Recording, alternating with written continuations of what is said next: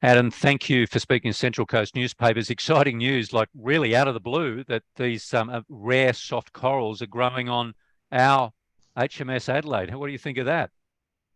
Oh, look, it's fantastic news, Dave, to know that the ex-HMAS Adelaide is providing a home to an endangered species, both the pink coral, but even more importantly, the white seahorse, which uses the pink coral as a home, is so exciting. Look, sadly, we all remember the almost hysteria against sinking the Adelaide over 10 years ago. And look, the scientists have proven the protesters wrong. This has proven to be an ecological boom for not just the Central Coast, of course, but our incredible marine life. It's one of the most popular dive sites on the eastern seaboard, Dave, as you would know. And we've got this proliferation of all kinds of sea life on the ex-HMAS Adelaide. So it's been a wonderful success, both economically and ecologically for our region here on the coast. And to see those images of the pink coral growing in such large numbers on the Adelaide is really exciting.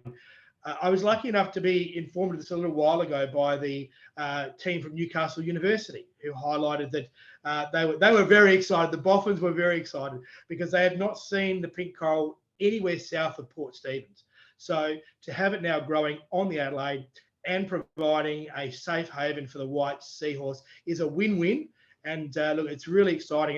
And I'm delighted the state government's also invested another $115,000 in maintaining the sunken ex-HMAS Adelaide to make sure it is safe for both scientists and recreational divers alike. Hey, look, I think it's 11 years. There was the celebrationary 10-year video that was delayed by a year, or film, should I say, feature film, that was featured at Avoca Cinema, 6 months or so ago back. It's an incredible story, isn't it, of endurance and battle and community discussion, I suppose.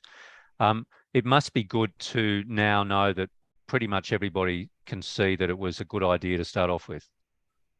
Yeah, look, obviously at the time, David, there was a lot of noise around this. Frustratingly for us, millions of dollars of taxpayers' money was spent fighting this, and that's really disappointing. And what we have seen in the outcome is that the truth wins out.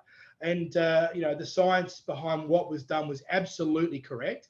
And it's been an enormous benefit. And, as I said, to provide that safe haven for the endangered white seahorse, there were calls about what the ex-HMAS Adelaide was going to do to the environment, even to the point where we were talking about rising the sea level. I mean, the arguments got completely spurious at the end, and it was quite desperate and sad because it was ill-informed and quite incorrect and misleading. And what we've seen is the total opposite, where the ex-HMAS Adelaide has become, as I said, an economic and ecological win for our region on the Central Coast. And I'm really excited. And I talk to divers all the time, and they literally are blown away by the amount of sea life, whether it be the wrasse, whether it be the groper, the wobbegong sharks, and of course now this pink coral growing on the reef. So great outcome, and look, we look forward to more good news moving forward about the ecological support that this wreck provides to our region. And look, the fact that it's a marine park is totally appropriate. It's the right thing to do.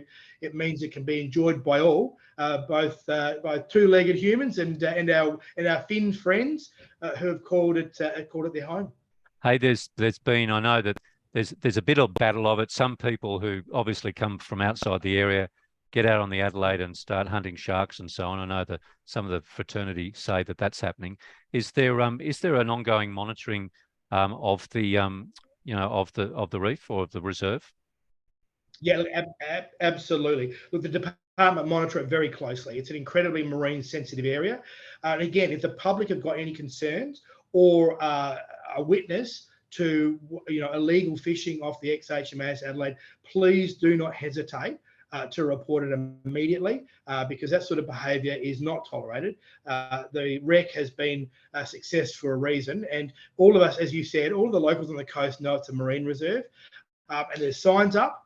When you launch your boat over at Terrigal, there's a very clear sign there showing the exclusion zone around the ex-HMAS Adelaide. So people need to follow those regulations. They're there for a reason. And if people believe they're being breached, it's important they reach out and contact fisheries as quickly as possible. All right. Well, thanks for speaking with us on a good news story. Pleasure, Dave. Thanks for having me.